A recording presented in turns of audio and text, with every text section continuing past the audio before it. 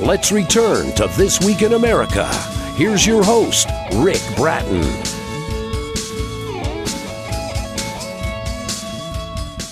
Welcome back, everybody, coast to coast. This Week in America. The autobiography of John M. Mitchell by Gregory Dolezal is the story of a young country boy who was in many ways like young men and women of today.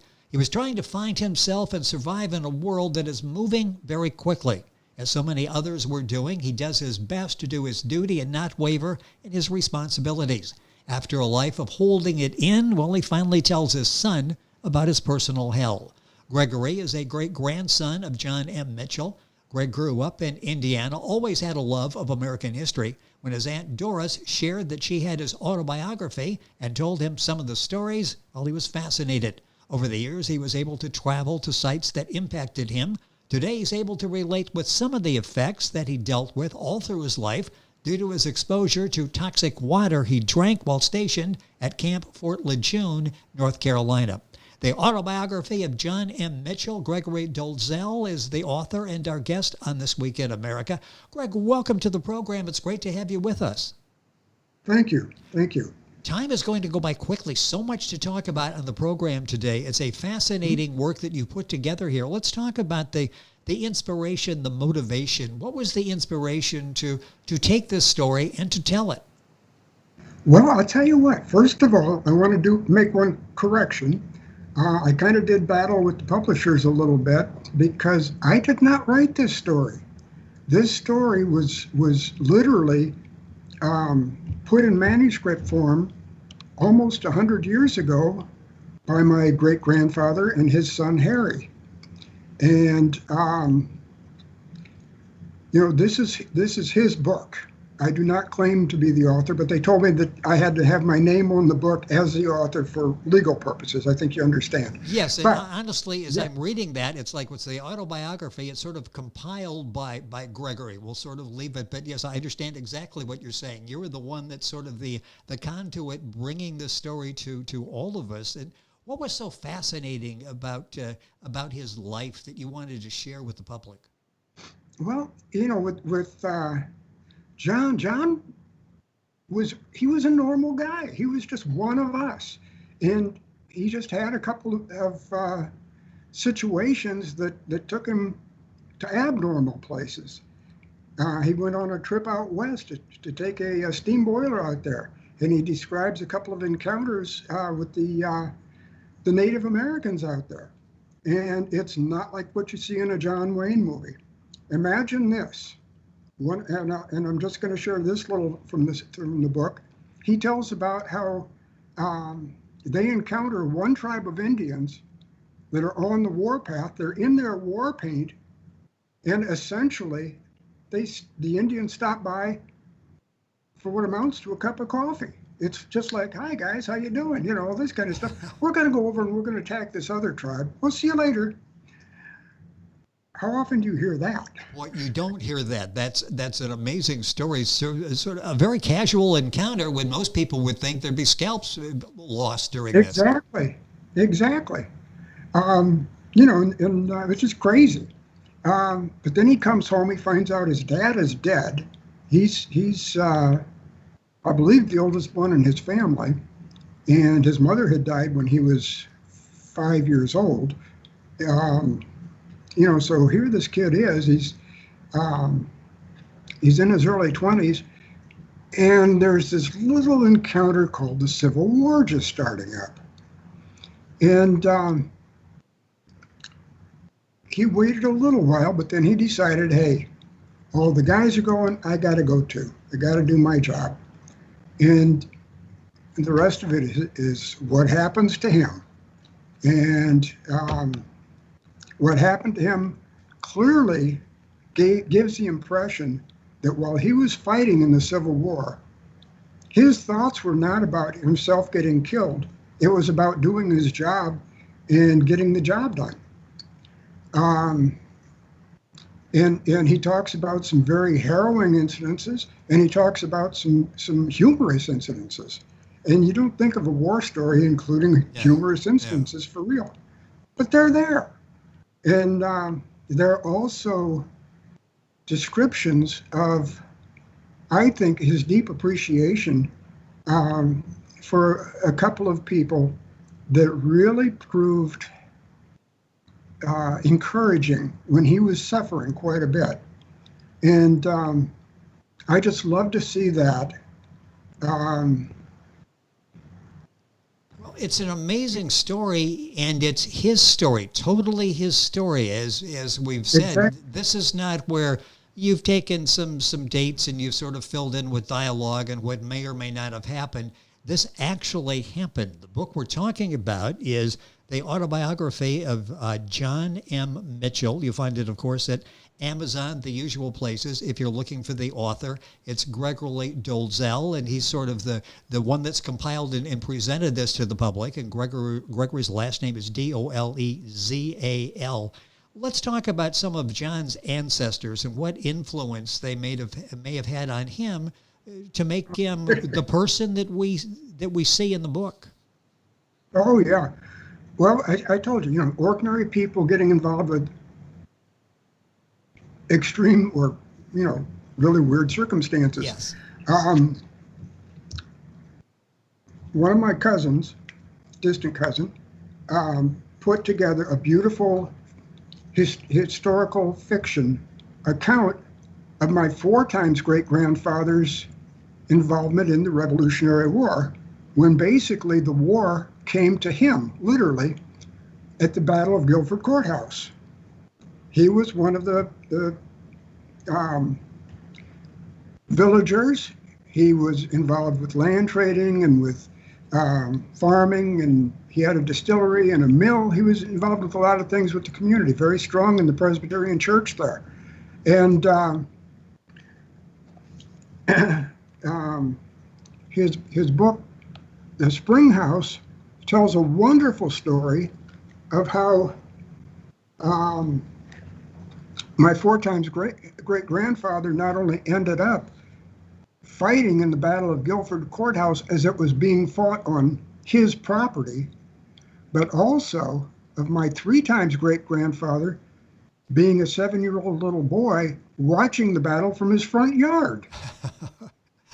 And, according to family history, a cannonball went flying over his head through the house.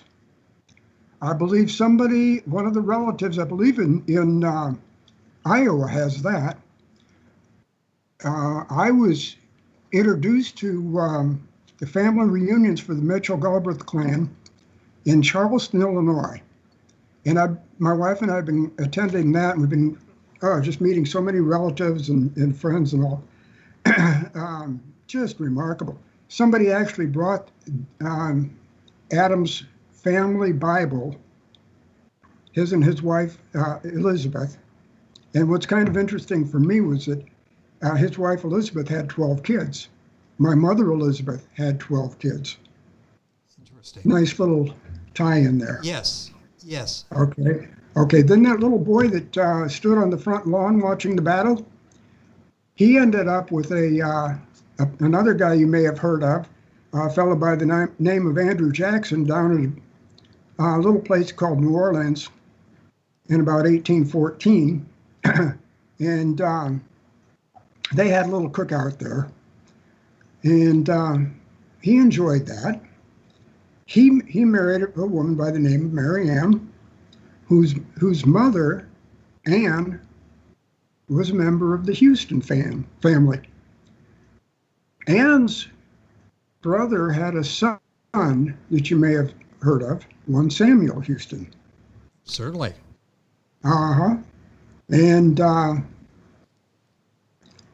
there's always, that kind of tie-in. But then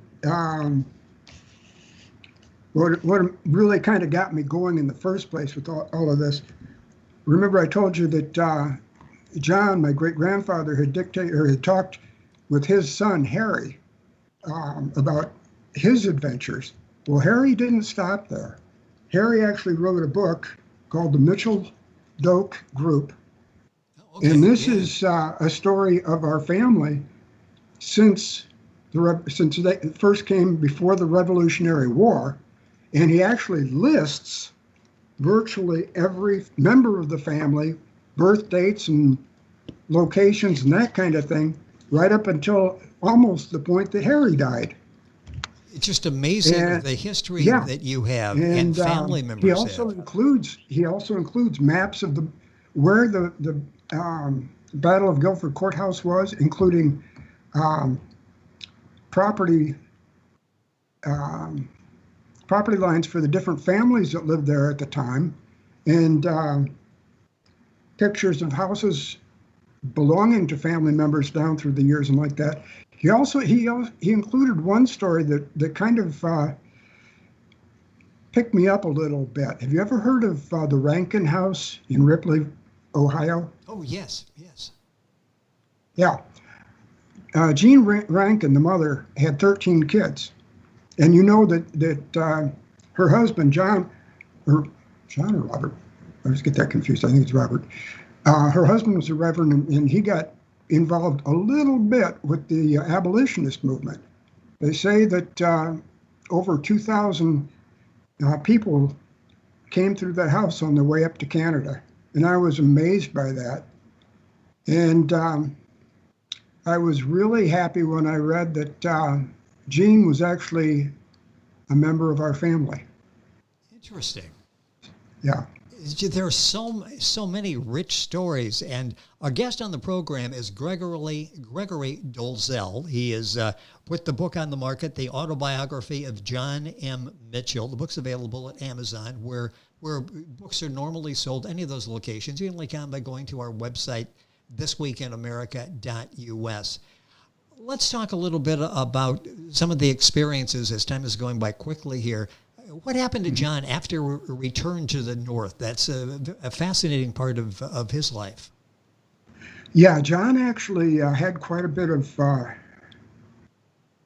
adjusting problems. I believe that he had PTSD, but he also had suffered various, injury and disease while he was a prisoner of war. And I just recently read in his military files that he had a depression on his head from where he had been shot. I wasn't aware of that depression. Well, this was a part of his lifelong aggravation or situation. But John, I think the thing that bothered him the most, he had suffered a shortening of the tendons in both of his legs, so it was very painful for him to walk. And when he came back from the war, he was very confused. He didn't know what he was going to do. He was scared. He was angry. He was, he had a very quick temper by then, which he didn't have before. He went into business with his brother Thomas as a harness maker. And he married a girl named Mary Ann. Two Johns, two Mary Anns. Yes. My grandparents. Anyway, and from what Harry wrote, Mary Ann was his lifesaver.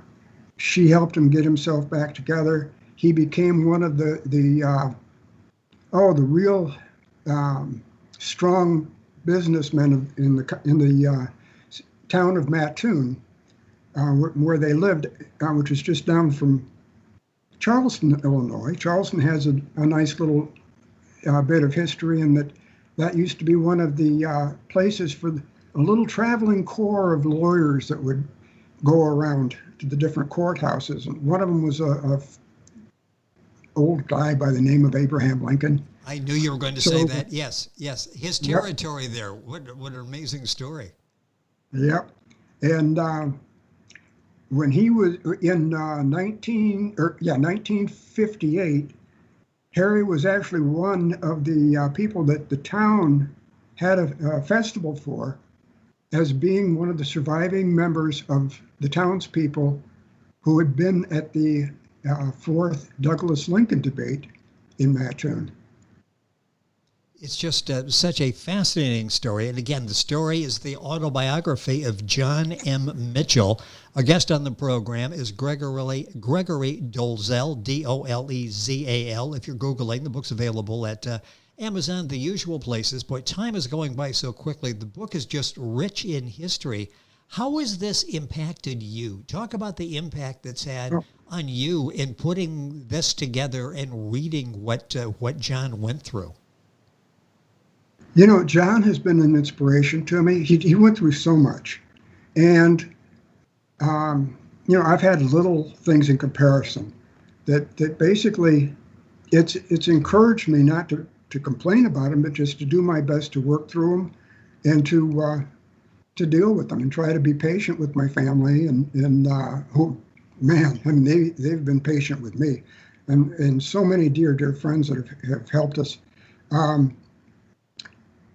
But it's also, you know, I was a medic in the service, and I was a paramedic when I got out. And first of all, I am so blessed that I was able to have a full career helping people before I found out I was sick.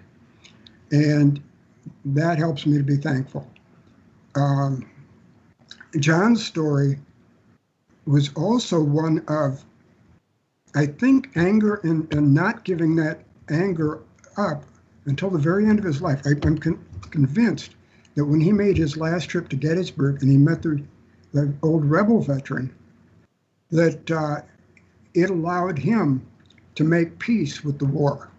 And I think that allowed him to talk to his son about what happened during the war. I think that this occurred because of this kind of event. And I think we need more of this every day. Every day, we're getting things about suicide in veterans, veterans with severe PTSD that aren't getting the help they need. Yes. That kind of thing, and we really need to help them. But this was one way that you know, by talking to somebody, he was able to let go of his ghosts, and I think that was a big inspiration for him. But we need to talk. We need to give our stories to other people that we can have them, that we can learn from them, that we can use their experiences for useful purposes. And that's one of the benefits of the autobiography of John M. Mitchell. Our guest is Gregory Dolezal. He is the great-grandson of John M. Mitchell. I got about 2 minutes here left in the program. I mentioned in the beginning what you've gone through, your exposure to toxic water at Camp Lejeune. Talk briefly about that and the impact that's had on your life and the message for others that may be facing the same battle. Well, I'll tell you, it was strange because I was stationed at Camp Lejeune over 40 years ago. I served for 16 months with a line company and didn't think anything about it. My wife and I lived off base, but I did drink the water while I was on duty when we were on our training missions out in the woods that would last several days and like that. And that was always water that was brought into us from the camping like that. Then in the 1990s, I started getting these letters from the adjutant of the Marine Corps saying, you may have been exposed. But I was feeling fine. I was healthy and just fine. Then in 1995, I started having some problems breathing. I was getting weak. I just thought, this is a bronchitis, something like that. I went in for a physical from my doctor, and a few days later, he called and said, I'm sending you to an oncologist. And I'm, what? Yes. And yeah, so the oncologist did a bone biopsy, a lot of fun, and came back and said, well, this is this kind of cancer, but don't worry, it's not rapidly growing. You probably have 10 or 20 years before we need to do anything. My sister, two of my sisters actually, who worked at the Fred Hutchinson Cancer Center in Seattle, I talked to them and they said, don't wait. Decide where, if you need a bone, or if you need a stem cell transplant, go down, talk to them, get acquainted with the staff. So I went down to IU in Indianapolis, Indiana University's Health Center down there, where my dad had gone to medical school. And I was seen by their cancer doctor down there, and he agreed at first. He did a biopsy and said, come back next year, we'll do another one then. I came back the next year, and he said, who do you know that can be your donor? And fortunately, it was my youngest sister, my sister Beth, but everybody that tested, all my brothers and sisters, and a couple of friends that are so big in my heart. Yes. Tested, or they tried to test at least. And so we had a match quickly, and the doctors told me that's what I needed. But then in December, as I was recovering and all, I had graft versus host disease, which has kind of spread. My eyes may look a little funny because it is in my eyes, it's in my throat, my mouth, my skin. But for a long time during 2019, I couldn't eat anything. My taste buds completely had gone berserk. Yes. I couldn't eat anything except cottage cheese and milk and applesauce. Everything else tasted like it had come out of a trash pile. I got about a minute left. How are you doing today?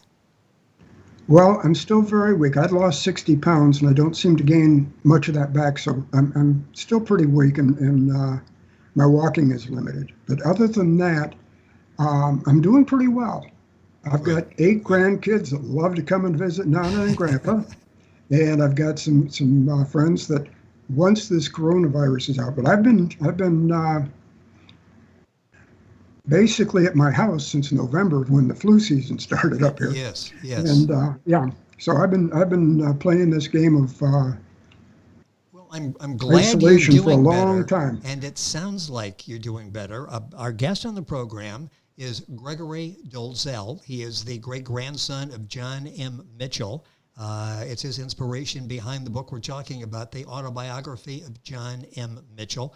The book is available at Amazon, wherever books are sold. And boy, time has gone by so quickly. The book is so rich in history and stories, and we just touched the surface, barely touched the surface in the program today. Greg, it's a pleasure to have you on the program telling this story. Thank you so much for that. Glad to hear that you're doing well, and stay safe there in Indiana. Thank you for spending some time with us. Thank you very much for having me. Greg, it's been a pleasure. Greg, if you're looking to spell his last name to Google, it's Dolezal, Gregory Dolezal. The book is The Autobiography of John M. Mitchell. You'll find all the information on our website, thisweekinamerica.us. And we're back on today's program after these messages. This Week in America is online. You can visit our website, thisweekinamerica.us. Scott Pinkerton, Associate Producer of This Week in America. Jay Anderson, Segment Producer. Ben Watson, Webmaster. Otto Bechet, Director of Engineering and TV Production. This Week in America produced and is a trademark of Blue Funk Broadcasting, LLC. For information on all of our guests and to listen to this week's show, our website again at thisweekinamerica.us. And I'm Sean Bratton, Executive Producer of This Week in America.